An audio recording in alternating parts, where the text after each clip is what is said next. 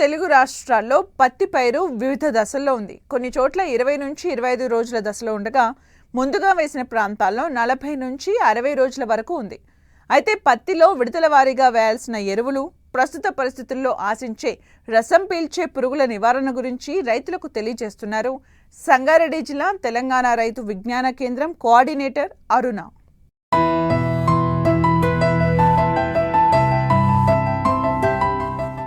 ఈ ఏడాది రుతుపవనాలు ఆలస్యంగానే పలకరించాయి. తరువాత సరిపడా వర్షాలు కురవలేదు.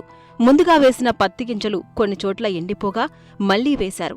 పత్తి విత్తడం అన్ని ప్రాంతాల్లో పూర్తయింది. ముందుగా విత్తిన ప్రాంతాల్లో 40 నుండి 60 రోజుల దశలో ఉండగా ఆలస్యంగా వేసిన ప్రాంతాల్లో 20 నుండి 25 రోజుల దశలో పైర్లు ఉన్నాయి.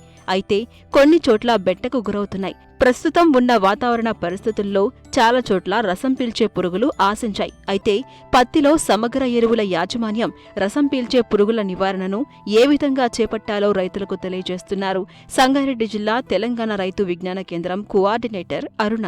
ఒకవేళ రైతులు సూటి రకాలు వాడుకున్నట్లయితే దానిలో 36 కేజీల నత్రజని, 18 కేజీల భాస్వరము మరియు 18 కేజీల పొటాషియం ఎరువులు వాడుకోవాల్సిందిగా సూచిస్తున్నాము. దీనిలో ఒకవేళ హైబ్రిడ్ రకాలు విత్తుకున్నట్లయితే 48 కిలోల నత్రజని, 24 కిలోల భాస్వరము, 24 కిలోల పొటాషియం ఎరువులు వాడుకోవాల్సిందిగా సూచిస్తున్నాము.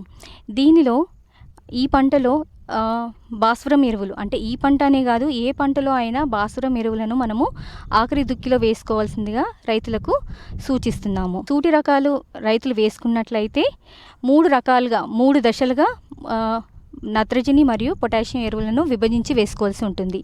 30 రోజుల్లో, 60 రోజుల్లో మరియు 90 రోజుల్లో. అదే హైబ్రిడ్ రకాలైతే 4 సమభాగాలుగా విభజించి 4 దశలుగా వేసుకోవాల్సి ఉంటుంది. 20 రోజుల్లో, 40 రోజుల్లో, 60 రోజుల్లో మరియు 80 రోజుల్లో.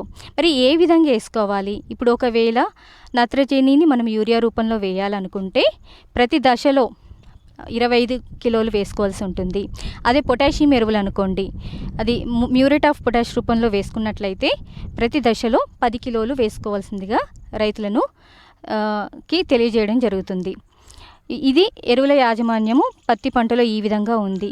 మనకి ప్రస్తుతం మన సంగారెడ్డి జిల్లాలో చూసినట్లయితే మనకు రసం పీల్చే పురుగుల ఉధృతి అనేది కనిపిస్తూ ఉంది. ఇది పంట ఆకు అడుగు భాగంలో చేరి ఆకులోని రసాన్ని పీల్చుకొని తాగడం వల్ల మనకి ఏమవుతుందంటే ఆకు అనేది పసుపు వర్ణంలోకి మారుతూ మనకు నష్టాన్ని చేకూరుస్తాయి.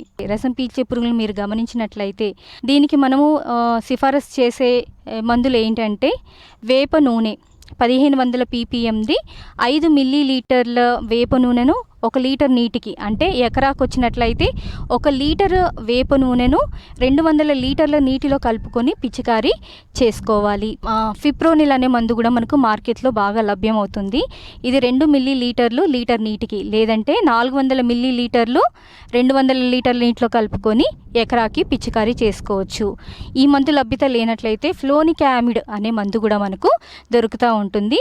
0.3 గ్రాములు లీటర్ నీటికి, అంటే 60 గ్రాములు 200 లీటర్ల నీటిలో కలుపుకొని మీరు పిచికారీ చేసుకున్నట్లయితే చక్కగా మనము ఈ రసం పీల్చే పురుగుల్ని మనము తగ్గించుకోవచ్చు.